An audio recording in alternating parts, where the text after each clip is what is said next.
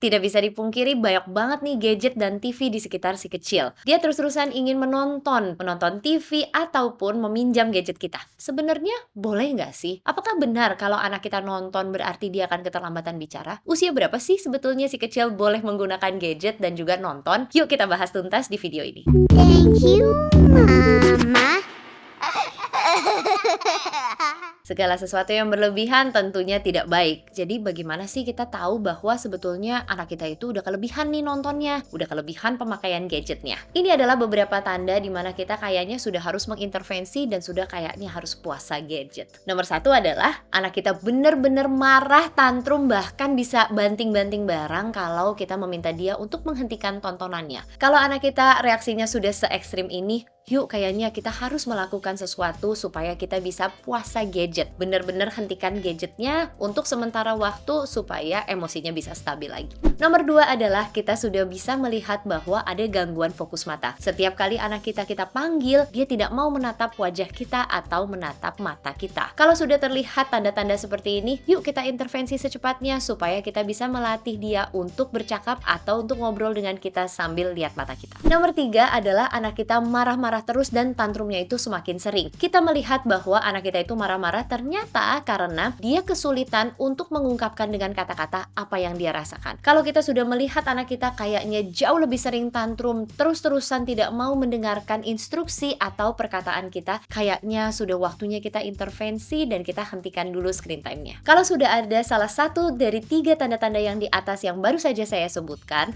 maka sepertinya kita harus benar-benar menyetop atau puasa gadget. Kalau kita mengurangi, yang paling sering terjadi adalah anak kita akan semakin tantrum. Kalau kita mau menghentikan kebiasaan si kecil, sebaiknya hitam atau putih, yaitu boleh atau tidak. Kalau kita memberikan dia instruksi abu-abu, contohnya, "Dek, kamu boleh nonton tapi sebentar aja ya." Kata-kata sebentar ini biasanya akan membuat mereka jauh lebih tantrum karena mereka tidak memahami konsep waktu. Jadi sekali lagi, kalau kita mau menghentikan kebiasaan, yuk mendingan kita konsisten. Satu rumah nggak boleh ada yang pegang HP di dekat dia supaya dia lupa terhadap gadget tersebut. Tetapi tugas dan tanggung jawab kita sebagai orang tua adalah untuk memastikan gadget itu kita gantikan dengan aktivitas yang jauh lebih seru. Jangan sampai anak kita jadinya bengong-bengong nggak ngapa-ngapain karena jadinya stimulasinya pun akan ikutan kurang. Berdasarkan AAP, anak kita itu baru boleh nonton di atas usia 18 bulan. Jadi anak-anak kita yang di bawah usia 18 bulan yang sudah mulai nonton, yuk kita hentikan sekarang supaya kualitas penglihatannya juga tidak terganggu. Berikut adalah rekomendasi durasi screen time berdasarkan dengan usia. Jadi untuk menjawab pertanyaan mama dan papa, apakah benar kalau si kecil nonton terus jadinya bisa meningkatkan risiko keterlambatan bicara? Betul banget, ini bukan mitos. Jadi penyebab anak kita terlambat bicara adalah satu, nontonnya terlalu lama. Kalau dia nontonnya terlalu lama, interaksinya itu cuma satu arah. Anak kita belajar untuk berbicara dengan orang lain melalui stimulasi dua arah. Stimulasi dua arah ini tidak akan didapatkan dari screen time atau dari gadget.